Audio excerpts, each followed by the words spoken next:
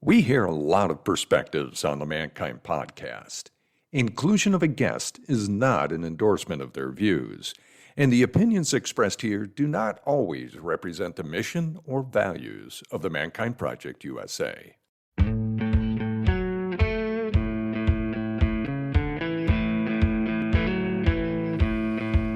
Looks like the rain has gone. Hey everybody, welcome back. It's Boysen Hodgson.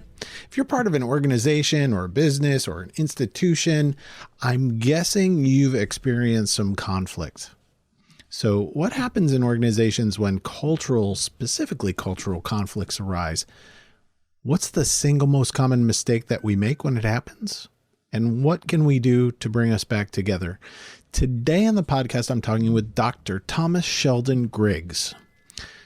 We talk about some of these issues in the Mankind Project, and we go well beyond it to talk generally about how to handle cultural conflicts. Our needs and desires are so intense, our commitments and passions get elevated, we routinely overestimate what's possible, and we miss opportunities to do simple and powerful things to make things better. Thomas and I spend some time talking about the difference between competitive and cooperative process, and we dive into concrete recommendations for making differences in real time. We talk about power plays, how to define a power play, how to change it through challenging processes of self-exploration and collaborative action. We talk about trauma and cultural history as a foundation for our efforts, and how learning more about our own cultural identity can help us build connections. And we go into levels and types of communication. If you haven't heard about any of these processes or haven't experienced, this is a great primer conversation with a man who's been in this field of diversity, equity, and inclusion work for 3 decades. This is for anyone in organizational development, anyone interested in DE&I work, anyone looking to learn more about what to do in complex conflicts. I hope you enjoy the conversation. Hey everybody, it's Boysen Hodgson. Welcome back to the Mankind podcast, where we are setting out to prove that there is indeed more than one way to be a man, and I think that we are doing a fine job. This episode of the Mankind podcast, I'm bringing on an old friend who I have been in some big old circles with in the Mankind Project, Thomas Griggs. So Dr. Thomas Griggs has been connected to MKP and for basically my entire time in MKP. I think we probably met first in 2007. Something like that. If you say so. Dr. Griggs has been doing cultural work, multicultural work, intercultural work, conflict resolution work, and has been instrumental in the Mankind Project's programming over the last going on 20 years now, connected to stuff. And I just want to tell a story about seeing Thomas in action as a facilitator in a room with at least 100 people in it at one point when the Mankind Project International, so men from around the world and from every center of MKP, this men's organization that we're both part of, to work on cultural conflicts and cultural dialogue inside the organization. So he's been around for a long ass time, but I'm going to let Thomas give us a little bit more of his CV also. So Thomas, welcome. Thank you for being on the podcast. Thank you. It's my pleasure. I'm glad to be here. I love what you're doing. What did I miss in talking about who you are? Well, the story began a little bit earlier than that. I think I was initiated in 1993, and in 1995 we started the first I group in what now has become the Greater Carolinas, back in Raleigh, North Carolina. And I got involved with the national project by facilitating leadership team meetings in Washington, D.C., and then the executive committee of the project. And that was back at a time when it was still the New Warrior Network. Mm-hmm. So there were a series of crises before I met you in 2007, and I don't remember which crisis that was, but I know that there have been 5 or 6 that I've worked on with the executive committee of the XCOM of the project. But in 1998 or 99, the racial issue was up in the project, and black men had walked out of an annual meeting to call attention to the issues. And some guys in Chicago organized what we called the Racial Healing Weekend. Mm-hmm. And that was a watershed moment because it brought the factions together in a constructive way. And I need to credit my partner, Wekesa Mm-hmm. Olatunzi Majimoyo, with the success of that outfit. I mean, that gig. It was one of the dicier things I've ever done in my life because everybody was so passionate and so out there, but it came out well. As a result of that, the project asked, what would it take to do multicultural work in a good way, do it the right way? Mm. And I said, you can't afford that. And they said, well, give us a proposal anyway. So I gave them a proposal, and they said, well, we can't afford that. And I said, I know this is very complicated, long-term work, and it takes an awful lot of resources to do it. But they said, well, what could we do for $50,000? And they collected donations from all the centers at the time, and an anonymous donor kicked in some money. And we trained 50 men in essential diversity, what's now called diversity, equity, and inclusion skills. Right. And that was the very first iteration of the project's attempts to address cultural differences. That unraveled or transformed because the guys that we trained didn't stick with it. They transitioned into some other life interest, I guess. There have been 2 other iterations of the attempt by the project to deal with cultural issues, but I'm not going to go into that. I would say in terms of conflict resolution, one of the conflicts was the international one that you were probably alluding to, where all of the outside the U.S. centers were going to secede abruptly and break from the project.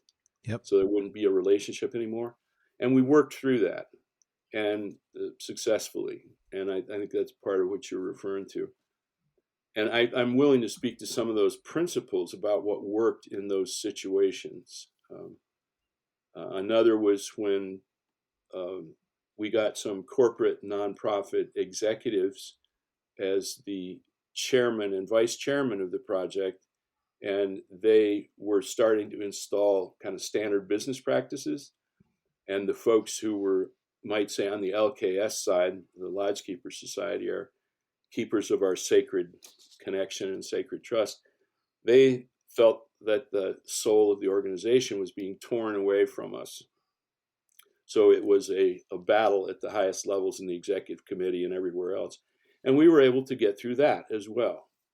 And in a 100-person project council meeting where people were fighting about resources and travel from other countries, maybe that's the one you saw, we were able to turn that around in a space of about 20 minutes.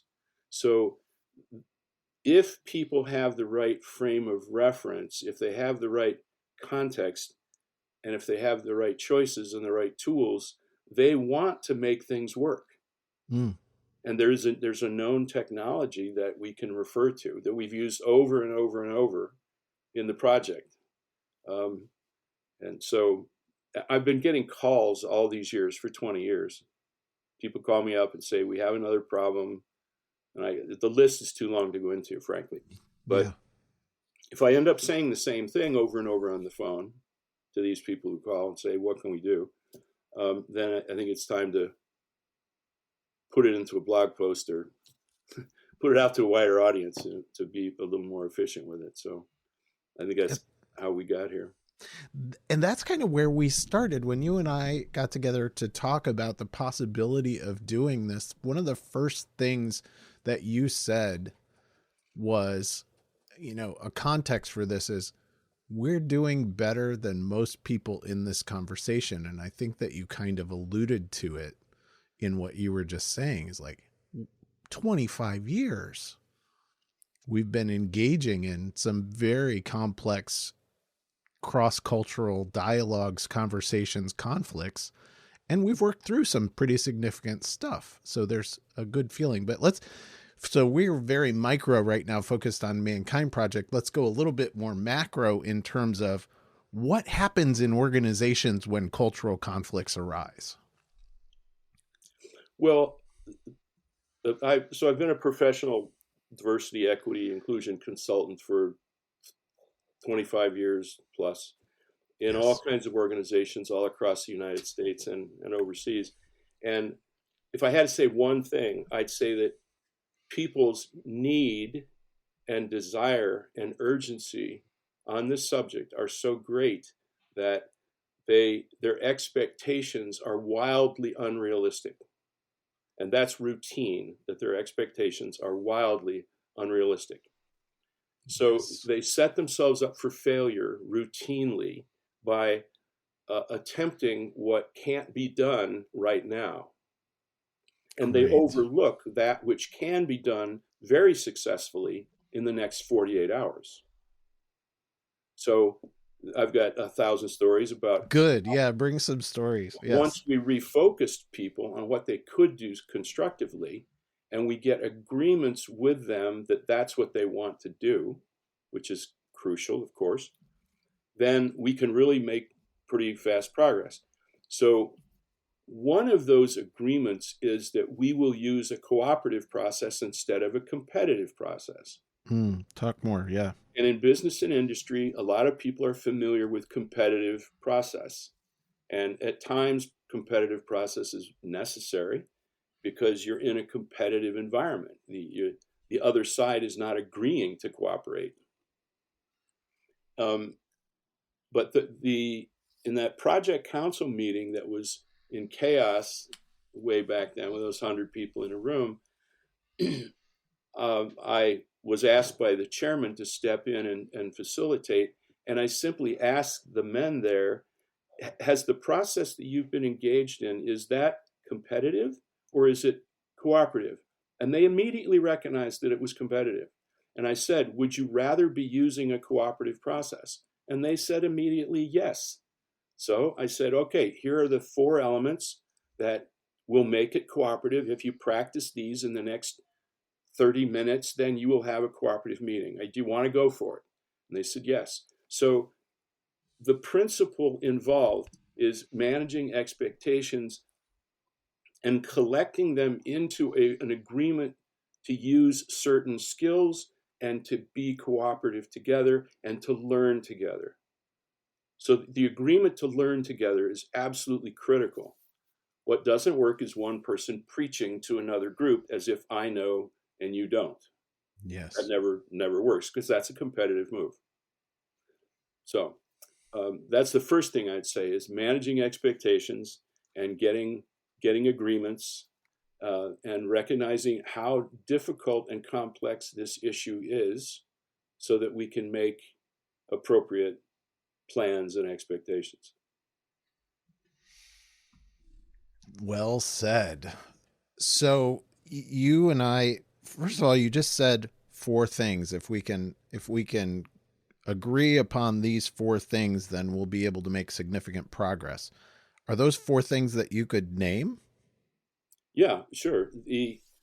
There's 2 parts to it. One is that we will have guidelines for all our interactions, and there's a list of about 6 or 7 of those, which maybe is beyond our scope. But the principles of cooperative process are that you maximize strokes or positive regard. You give recognition to people actively. You don't hold it back. So you start exchanging positive regard.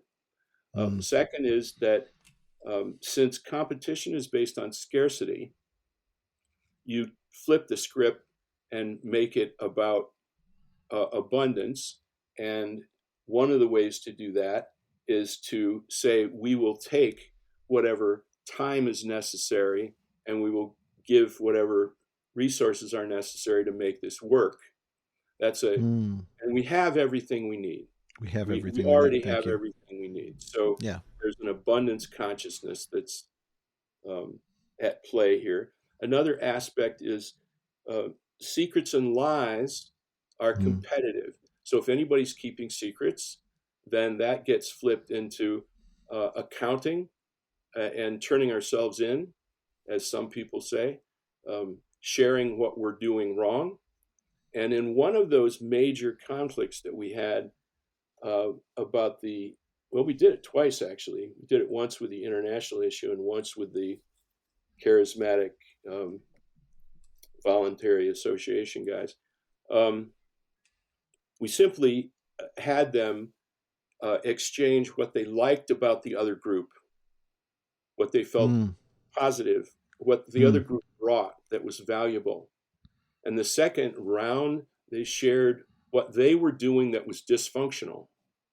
And in the third round, they gave each other a gift of a pledge, a behavioral gift of what they would do during the coming year as a demonstration of their good faith and their willingness to work cooperatively. So they describe behaviorally what they would do. Like, if you send us a request for budgets, we will get them back to you within 2 weeks, as a symbol of our willingness to work with all of the other institutional machinery that that you're trying to install in our organization. That's what that one was. Great. We've got positive regard, abundance mindset, secrets and lies, and one more. What's the one more?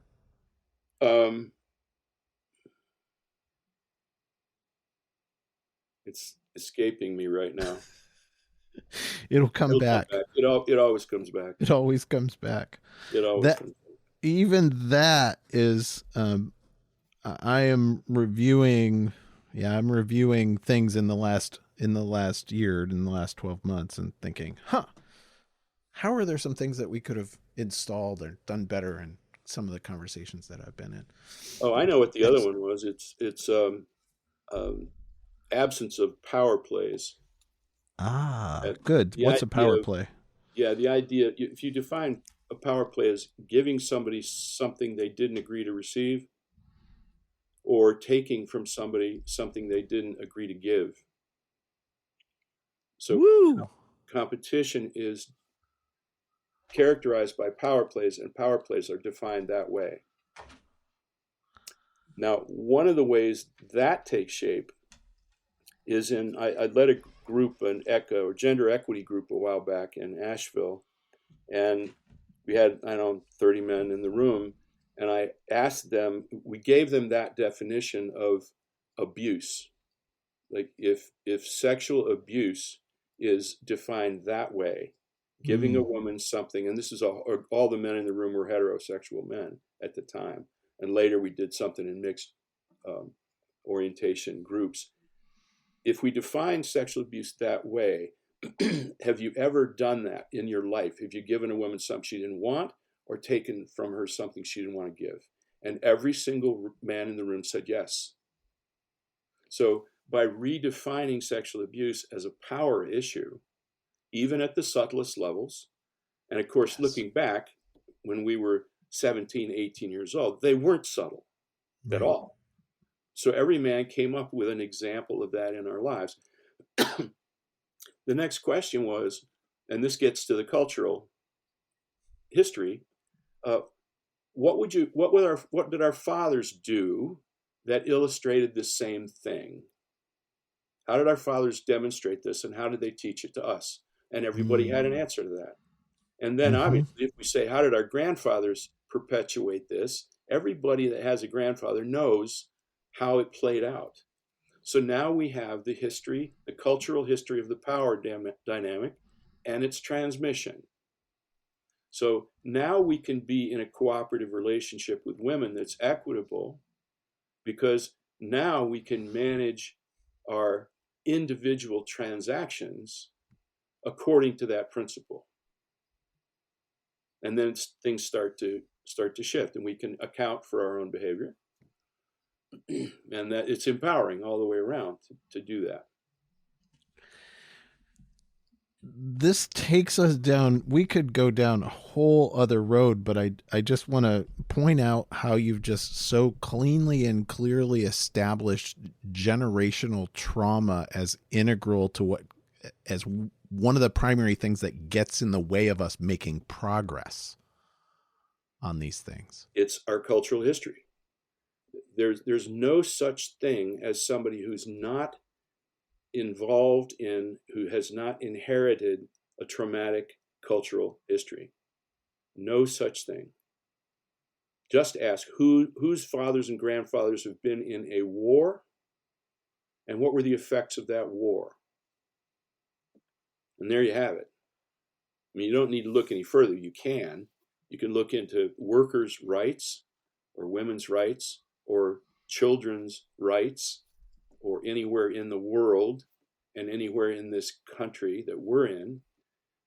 As Tyler Adams really eloquently said when he was being involved at the World Cup by an Iranian journalist. Yes. He said, how can you represent the U.S. when there's systemic racial discrimination in your country?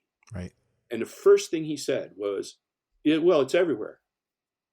It's everywhere. It's not like we don't think it's in your, he didn't say this, but the context is, it's not just in your country and not in ours. And it's not in the South of the United States and not in the North.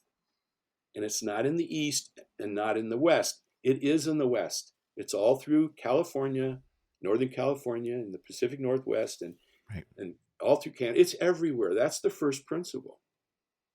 And he said, and we're learning. That's the second thing he said. We want to learn. And he said, I'm willing to learn. And he said, thank you for teaching me how to pronounce the name of your country. And he said, I apologize for getting it wrong. Thank you for teaching me. Completely disarmed the guy. So he's demonstrating all the principles I'm talking about. And he's supposed to be talking about soccer. Right. And he's talking about world culture. So the history of cultural trauma, we all inherited it. And all we need to do is look around and start telling our own family story. The story of our grandfathers.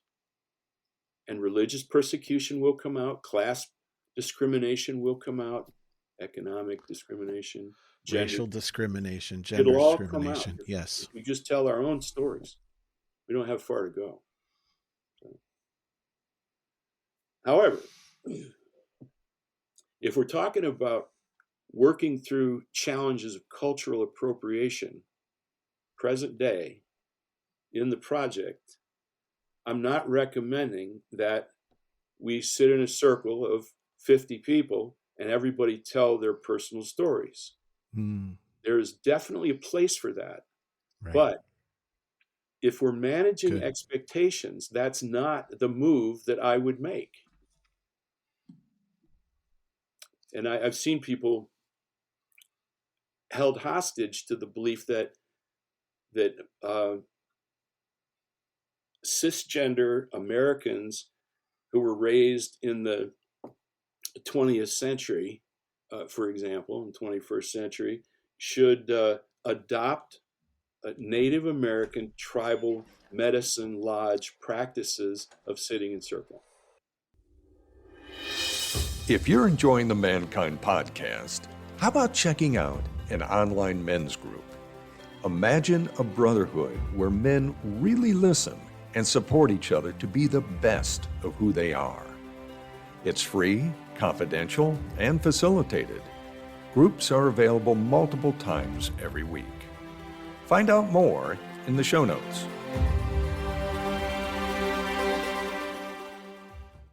You can't expect us to know and live by those principles and those practices, even if we yearn to. We can't know those. So we can't expect a board or an executive council or any committee of people that came from the place you and I came from to adopt those principles. They don't belong to us culturally. That's not our heritage. So to try to do so, or to think that that's what we must do, that won't work. Now, there's a principle in one of these guidelines. It's the both and principle. Okay. We also can't just use what we were raised with. Right. We can't only use, this is my judgment, a process that is familiar to our culture and not the ways of another culture that we're dealing with. We have to figure out a way to do both. Because to pick either one, you can predict in advance, won't work. Right. So one of the things that we used to do as consultants is save people a lot of time and money by saying, don't go down that road because you're going to spend a lot of time and money and it won't work. We just know it won't. It's got to be a both and. Take the time to figure out and it will work. And that will be a cooperative move. Beautiful. So you were asking about cultural trauma. I went off on a tangent, but it's all connected. Totally connected. It seems like maybe the next place to enter into the conversation, because we're talking kind of about organization, institution, and at the suggestion of, the best idea is not to get 50 people in a circle to tell their cultural history. I was thinking of levels of interaction, which is something that you taught me. And you've taught to the Mankind Project. So let's go into levels of interaction. Okay.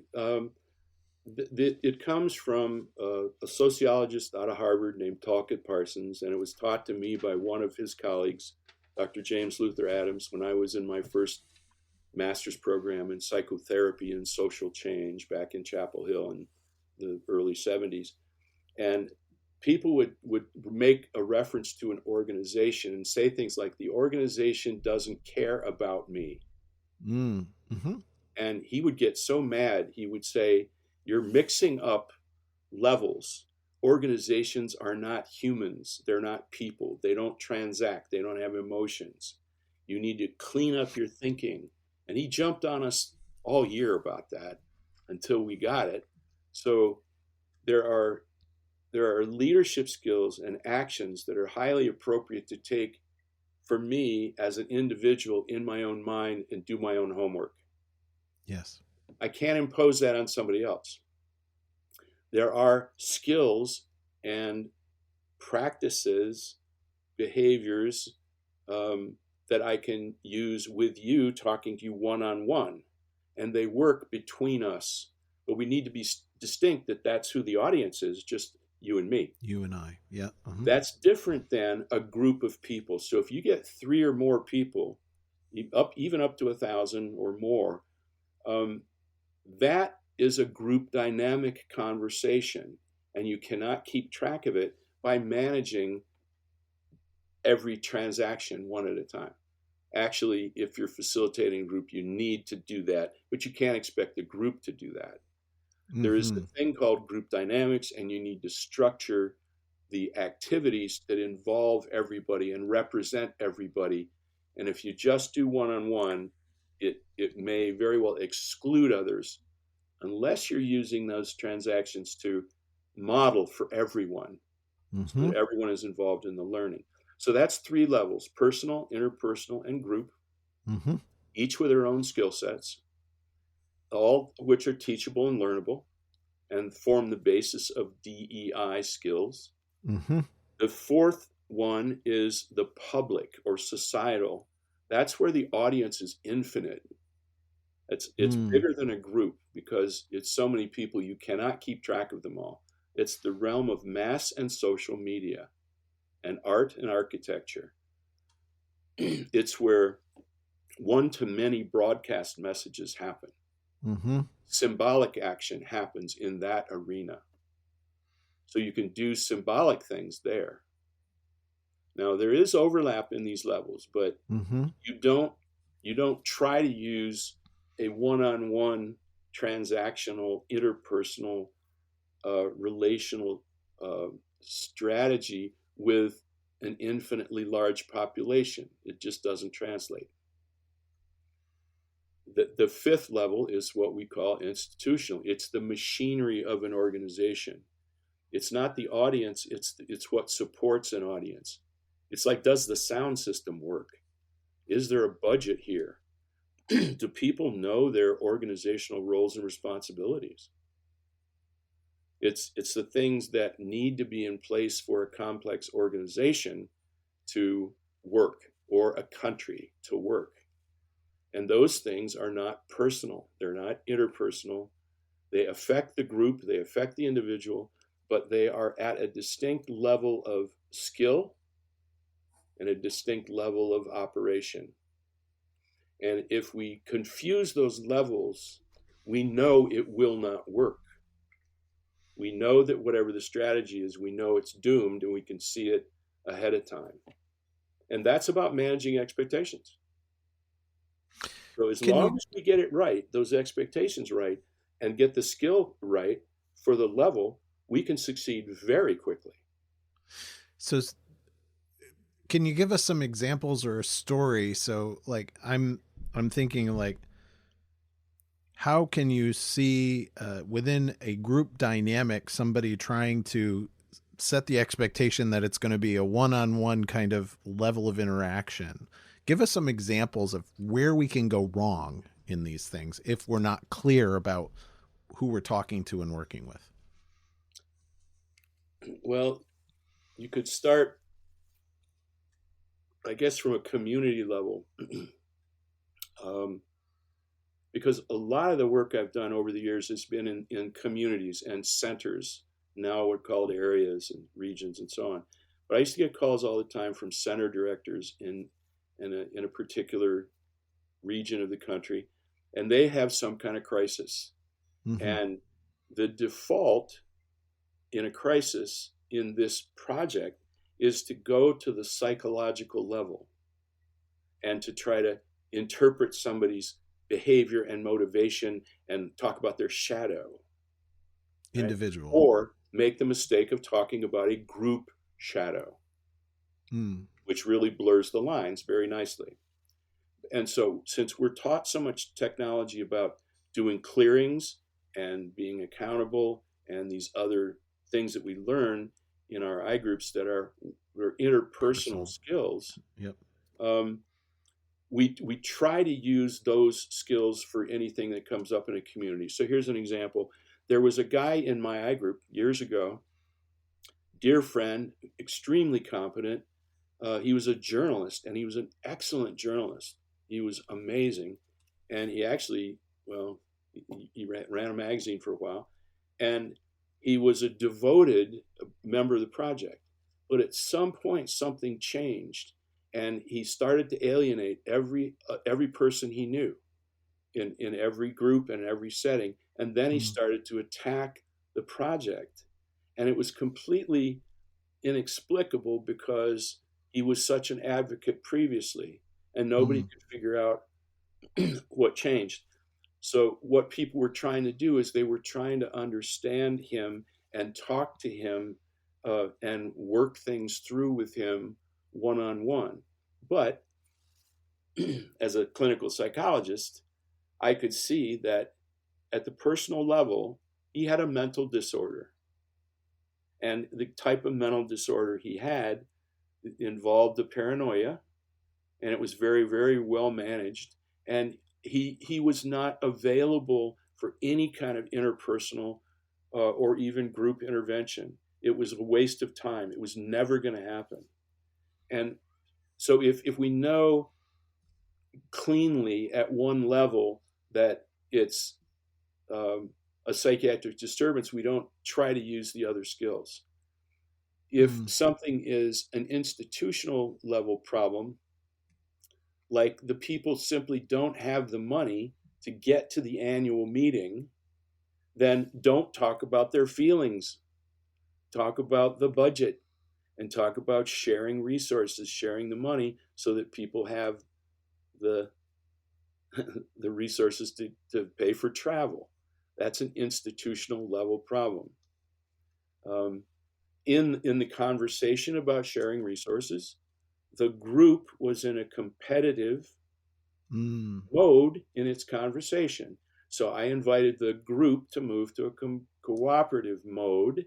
And as a group, they agreed. And then they went to the institutional level and they started making decisions about resource sharing. And if somebody wanted to attack another individual personally or interpersonally, I reminded them of the agreements, the cooperative process agreements, to give positive recognition, to stay cooperative. So they would exchange positive regard in the middle of the meeting, just almost effortlessly. It doesn't take any more time to be positive about somebody than it does to be negative about them. So that's just simply teasing out the different levels and acting at them one at a time. I mean, I switched examples, but I think you get the idea. Yes. So let's talk about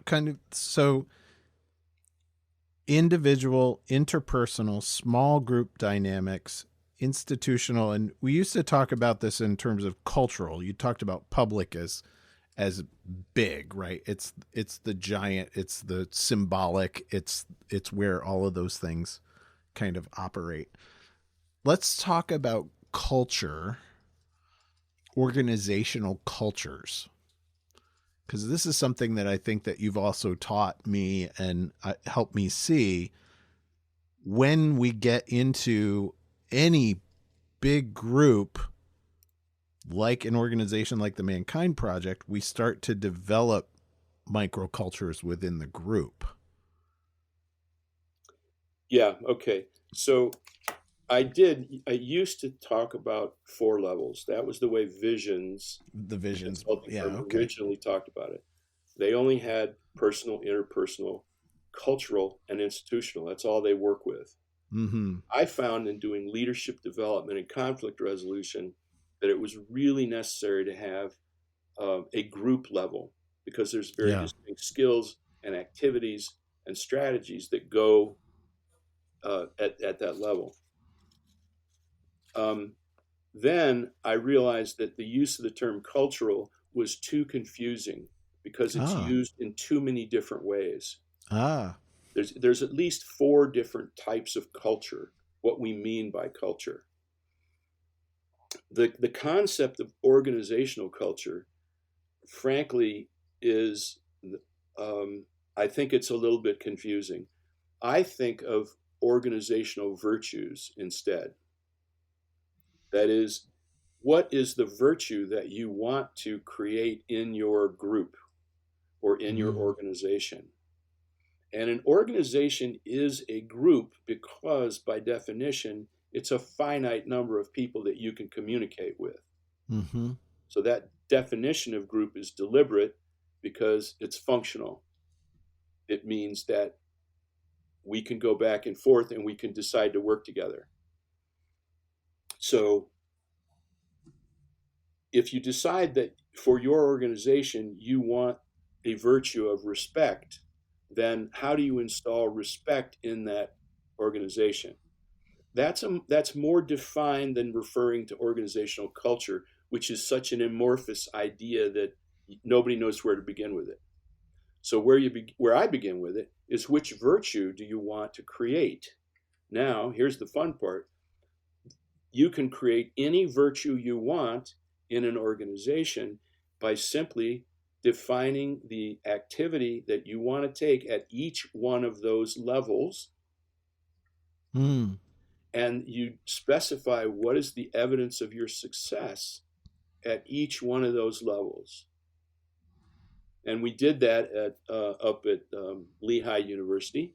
They'd been spinning their wheels for 7 years. We came in and in 2 days got them on track with expectations, taught them some of these basic things I'm talking about, and then we set up a year-long plan of work. And the way we did that, in very short order, was we said, what are all the things that would prove to you that you had succeeded at your equity initiative at any level, personal, interpersonal, group, societal, or institutional, what would they be? And in a group of 30 people, they came up with a lot of examples. And all we did was sort them out according to those 5 levels. That's all we did. And then that was the strategic plan. So if somebody said, my proof of success would be if this fraternity would have a cooperative event with the LGBTQ house instead of bombing them with eggs and stuff, then that would be the proof I'd be looking for. Okay, strategic plan, facilitate interaction between the 2 groups so they get to know each other. Duh. More complicated, somebody else said, retain key faculty who have been championing diversity and are just about to leave the university. So then we go to those key faculty and we say, what exactly would need to happen for you to want to stay? And they tell us, and we put it in the strategic plan, and then we do it. Duh. The hardest one, though, somebody said, I would like to see spontaneous student-led demonstrations out on the main quad when there's some national political issue, because our students are too complacent. They're not active. They don't care. They don't look like they care. And so how would you do that? Well, you make it possible for spontaneous symbolic action to occur in that location. You get a sound system, you train people how to use it, you find the students that would love to speak to fellow students, you get them faculty mentors to help them organize, you teach them organizing skills, you let them know they won't get in trouble if they choose to speak out, and then lo and behold, they spontaneously speak on the quad on important issues. I mean, it's just community organizing. It's not rocket science. This stuff has been known for, ages and ages and ages. So you just have to get the level right. The audience was the whole world, because the newspapers pick up whatever the students are doing. Okay, am I covering it? Culture. Yes. What is culture? Yeah. It also means cultural identity.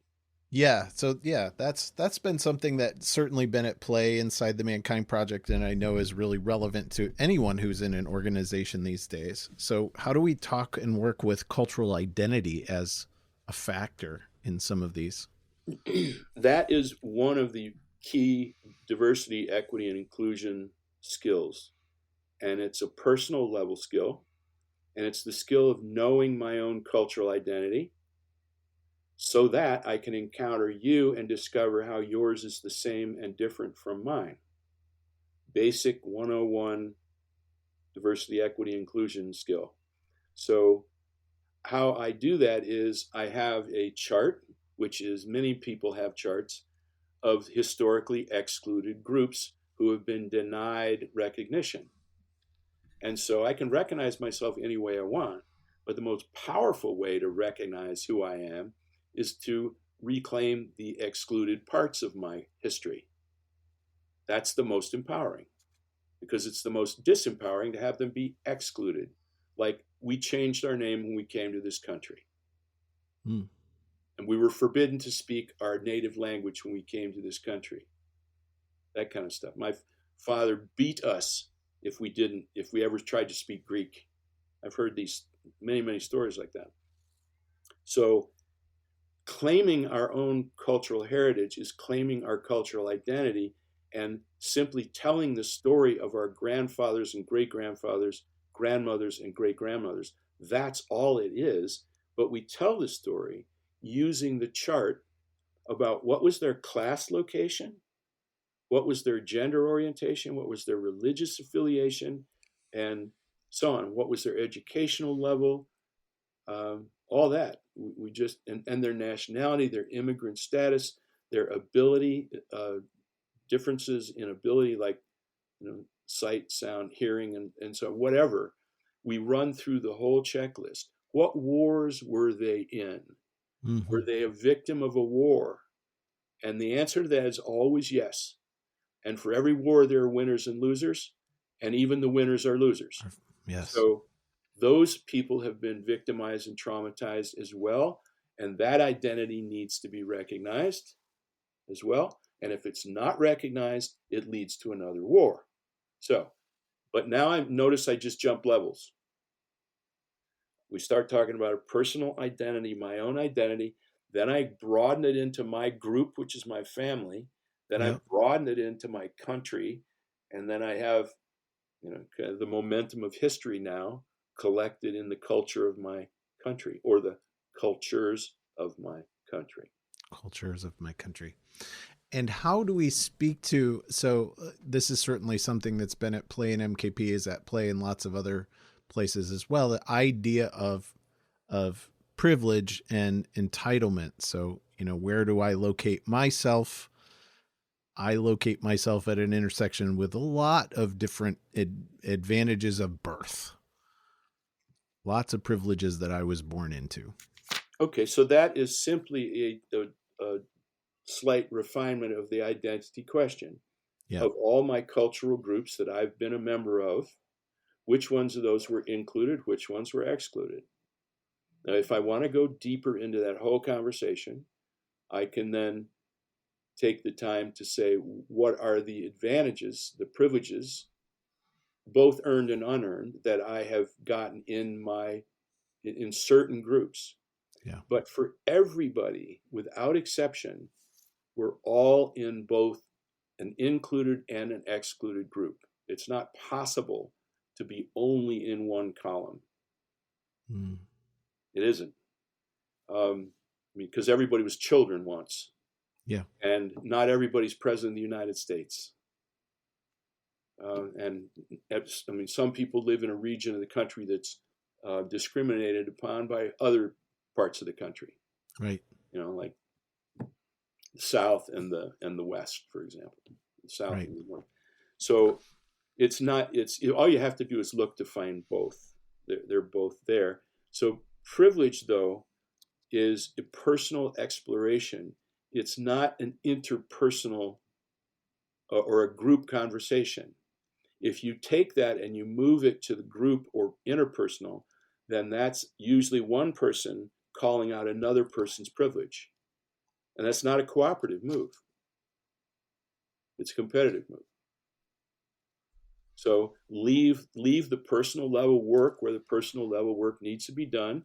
Protect that, make it safe, and then allow people to report out what they're learning, and then use interpersonal, group, and institutional and societal level strategies for those levels. Beautiful. It's Thanks. not about calling people out. That's great. Love that. And I'm going to go to a couple other principles, but first I want to get your feedback on, I don't want to, Thomas. I don't want to do my personal exploration. Yeah. Well, that's an easy one, really. I was working with the president's council at this university, and we were orienting them to diversity, equity, inclusion, because their role in creating an equitable community was a very, very important role, extremely important role. So how they saw themselves in this conversation was, of course, very important. And as you can well imagine, in a room full of 12 very important people, they had very different views on the subject. Some had been long-standing peace and justice warriors. Others were really pissed off that they were being dragged into the conversation. So I just did something real simple. Would you let's go around the table and tell me one challenge that you have in your role in this university that you think doesn't have anything to do with diversity or inclusion, diversity, equity, inclusion. And so everybody tried to come up with one. And one person said, well, we're voting on student tuition increase, and we're at a stalemate. I don't think that's got to do with anything about diversity, equity, and inclusion. But you kind of see where this is going. So I simply asked, well, have you asked how many of the people who are voting on the tuition increase are from a working class background, and how many come from a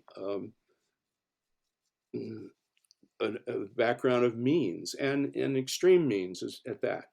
And she goes, no, I never thought to ask. And I said, well, think about it for a minute. You know these people. She says, yeah, I know them. I said, well, what's the deal? And she went, yeah, every single person that's voting for the tuition increase came from a wealthy background, and every person that's voting against the tuition increase came from a working class background. I said, congratulations on having working class people in your committee. Yeah, good job. So that is equity and diversity, because we're referring to class differences.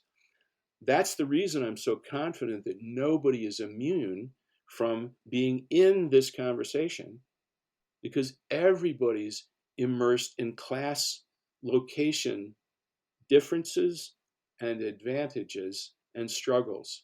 Everybody knows the middle class is shrinking in this country. Duh. Well, that's a diversity equity issue.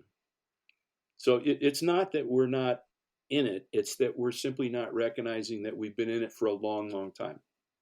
And also the other way is just tell the story of your grandparents, and then it'll be right there.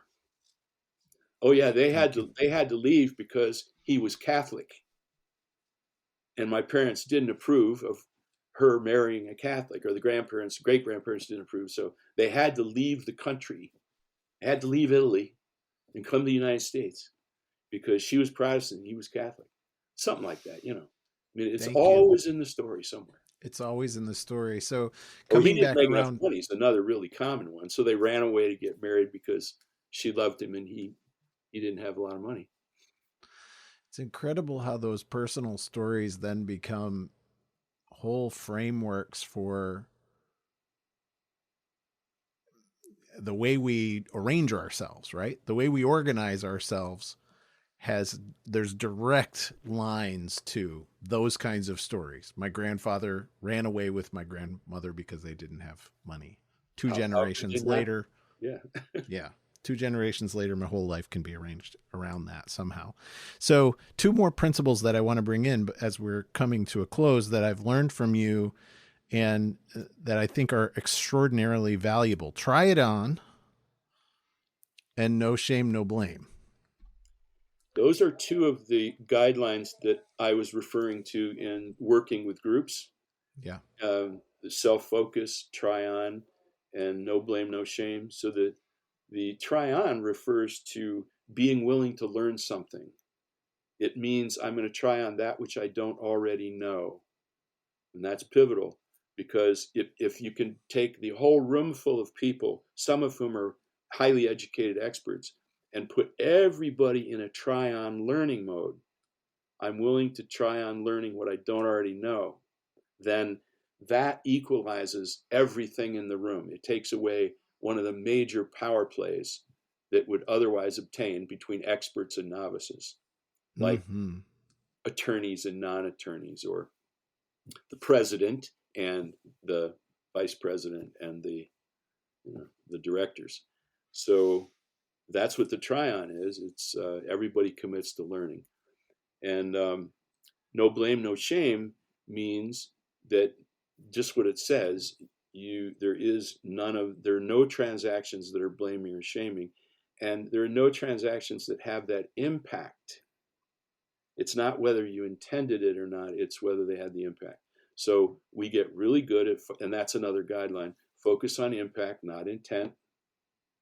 So you track your impact and you listen to what your impact is, and then you adjust for it and you account for it, and then you adjust and you move on. That's how no blame, no shame is practiced. We use it to recognize transactions that can be cleaned up, successfully cleaned up, because we're all going to make mistakes. We're all going to have adverse impacts. There's no way around that. So the no blame, no shame guideline doesn't call us to be perfect. What it does is it calls us to process our accountability about the mistakes that we make. No blame, no shame for ourselves.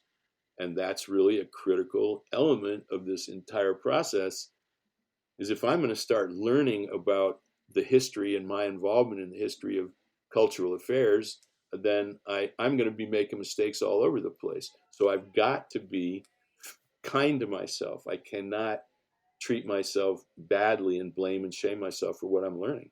That's just not fair.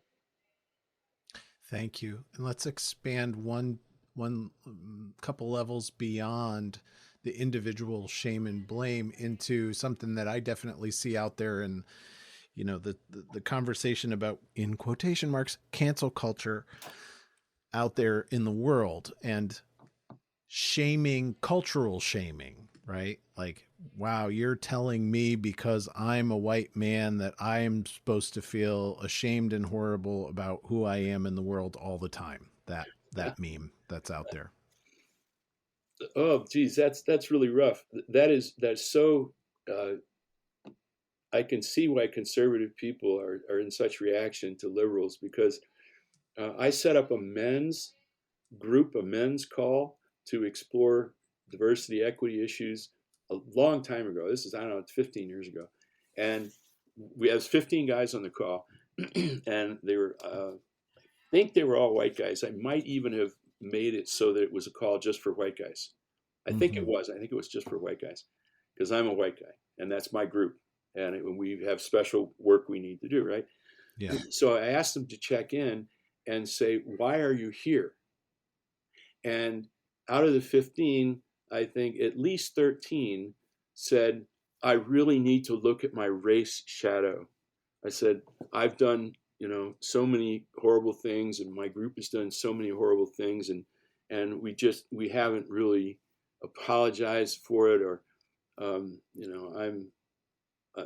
it was, there was so much self-blame and shame in the check-in. It was morbid. And I said to the guys, I wish I could replay for you right now all the stuff that they said. It was so morbid. I said, who would ever want to join a group to learn anything if they heard what you just said? Because you're saying that in order to learn, we all have to feel horrible about ourselves, and we have to put ourselves down. And that's not part of the game. That's not what works.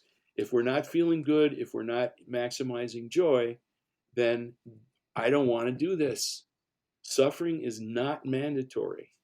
Accountability is, but not suffering. Blame and shame is not mandatory. But accuracy and precision and constructive accountability, yeah, those things really work.